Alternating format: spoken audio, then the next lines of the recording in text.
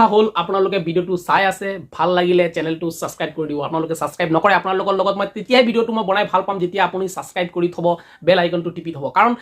subscribe নকৰিলে family নাভাৰে আৰু ভাল নালাগে ন কথা পাতিব তো আপোনালোকে সাবস্ক্ৰাইব কৰা মোৰ লগত জয়েন হওক মোৰ ফ্যামিলিত জয়েন হওক আৰু মই আপোনালোকক ডেইলি ভিডিও আনিম কিন্তু ডেইলি আনিব পৰা নাই সেইটো কাৰণে কাৰণ মোৰ বেলেগ বেলেগ চেনেলো আছে আৰু আপোনালোকে সাবস্ক্ৰাইব নকৰে মোৰ মোটিভেট মই এইটো লৈ কিনে নহওঁ আপুনি যদি সাবস্ক্ৰাইব কৰে মই মোটিভেট হ'ম আৰু মই আপোনাক সদায় ডেইলি এটাও মিছ নকৰো মই আপডেট দি থাকিম তো বলক ভিডিওটো স্টাৰ্ট কৰো কেটামান পয়েন্ট আছে তাক লৈ কিনে কথা পাতো আজি গুৱাহাটী আৰু চৰাইদেউ সানৰাইজাৰ্ছৰ মাজত আছিলে দিনৰ মুকাবিলা মানে দিনৰ খেলখন তাতে যি হিচাপত দুয়োটা টিমৰ যিটো বেটিং ষ্টাইল আছিলে চৰাইদেউ সানৰাইজাৰ্ছৰ ফালৰ পৰা ফাৰ্ষ্ট সেঞ্চুৰী মানে মাৰি দিলে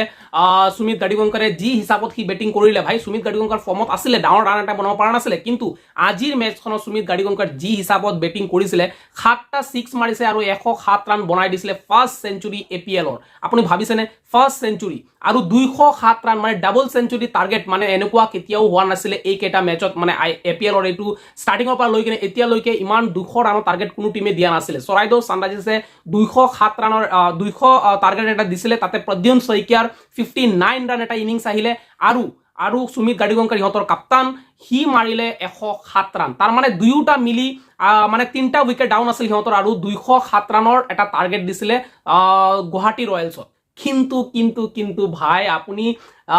যোনে চাইছে হি গম পাব গুৱাহাটী ৰয়েলছে যি হিচাপত আহি কিনে ভাই কামবেক কৰিছে ষ্টাৰ্টিংৰ পৰা ৰোহিত সেন আৰু মানে আৰু বুলি কথা নাই ৰোহিত সেনে মাৰিছে ভাই ময়ূক কি আছিলে নামটো পাহৰিলো তাৰ ফাৰ্ষ্ট ওভাৰত 24 ৰান মাৰিছে ভাই ৰোহিত সেনে আপুনি ভাবিছেনে ৰোহিত সেন কি খতৰনাক বেটিং কৰিছে ৰোহিত সেনে এনেকুৱা মাৰিছে 8 ওভাৰত মানে পাৱাৰ প্লেয়াৰত মোটামুটি 80 ৰান চাগে পাৰ কৰি দিছে আৰু ৰোহিত সেন এপিএলৰ ফাৰ্ষ্টেষ্ট 50 মাৰি দিলে মানে 15টা বলত 50 ৰান মাৰিলে ৰোহিত সেনে আৰু তাৰ কপাল একচুয়ালি বেয়া আছিলে 38 বলত হি 96ত আউট হৈ গল কিন্তু যদি আউট নহলে হয় তেতিয়াহলে তাৰ 100 আজি আছিলে কিন্তু যি নহওক 200 টাৰ্গেট দিয়াৰ পিছতো চৰাইদেউ সানৰাইজাৰ্ছ আজিৰ মেচটো হাৰি গলে আৰু বহুত ইজিলি মই কম গুৱাহাটী ৰয়েলছে এইখন মেচ জিতি গলে আৰু টপ 1ত এতিয়াও মানে আছে গুৱাহাটী ৰয়েলছ টপ 1তে আছিলে সিহঁতে আজিও টপ 1তে আছে টেবুল টপাৰ হৈ আছে গুৱাহাটী ৰয়েলছ তাৰ পিছত ডিব্ৰুগড় ৱাৰিয়াৰ্ছ তাৰ মানে ক'বলৈ গ'লে এপিএলৰ একদম হাফ ষ্টেজ আহি গ'ল আৰু যি হিচাপত এপিএলৰ হাইপটো এতিয়া বাঢ়ি আছে যি হিচাপত একদম পিক টাইমত মানে ওলাইছে মানে এপিএলৰ হেতু বুষ্ট হৈছে এপিএলটো মই হেতু কম কাৰণ সবৰ এটা পাৰফৰ্মেন্স আহি আছে বলাৰে ভাল প্ৰদৰ্শন দি আছে আজি সব 200 ৰান হৈ গৈছে যেটো এতিয়ালৈ হোৱা নাছিলে আৰু দুই ফালৰ পৰা সেঞ্চুৰী হৈ গৈছিলে ভাই সুমিতে মাৰি দিছে 107 ৰান ইফালে ই ফাৰ্ষ্টেষ্ট 50 মাৰি দিলে এপিএলৰ 15টা বলত মানে 50 ৰান আৰু 38 বলত 96 ৰান আৰু 10টা 6 মাৰিছে আপুনি ভাবক 10টা 6 মাৰিছে ৰোহিত সেন এতিয়ালৈকে এপিএলৰ আটাইতকৈ বেছি ৰান বনোৱা প্লেয়াৰ হয় 242 ৰান বনাই দিছে হি 6টা ইনিংছত তাৰ মানে ৰোহিত সেন মোৰ এনেকুৱা লাগি আছে ভাই অহা বছৰ আইপিএলতো হি চান্স পাব পাৰে বহুত ভাল খেলিছে ৰোহিত সেনে আপোনালোকৰ কেনেকুৱা লাগিছে হেতু কব তাৰ ইনিংছটো জনাব আৰু যে সেকেন্ড মই এটা কথা ক'বলৈ যাওঁ আপোনালোকৰ ওচৰত আৰু এটা মই কথা কম ভাই আপোনালোকে এইটো কব এতিয়ালৈকে মানে এপিএলৰ হাফ ষ্টেজ পাৰ হৈ গল আৰু এইটো হৈছে টেবুলটো হয় মানে এতিয়ালৈ পইণ্ট টেবুল এইটো হয় আপোনালোকৰ মতে কোন চাৰিটা টিম কোৱালিফাই হ'ব মানে হেতু আপুনি জনাব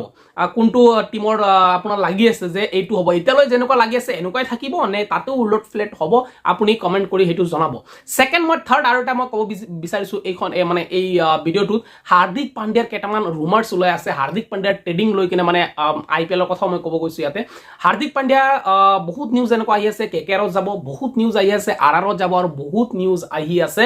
হাৰ্দিক পাণ্ডিয়া সিএসকে যাব মই আৰআৰ ফ্যান কিটাত ক'ব বিচাৰিছো কাৰণ আৰআৰ আমাৰ ভাই আমাৰ মানে মই সেইকাৰণে কলো কাৰণ ৰিয়ান পৰাগ তাতে আছে তো ৰিয়ান পৰাগ যেহেতু তাতে কাপ্তান হয় ক্যাপ্টেন হয় তো আপোনালোকে কি বিচাৰে যে আৰআৰ টিমত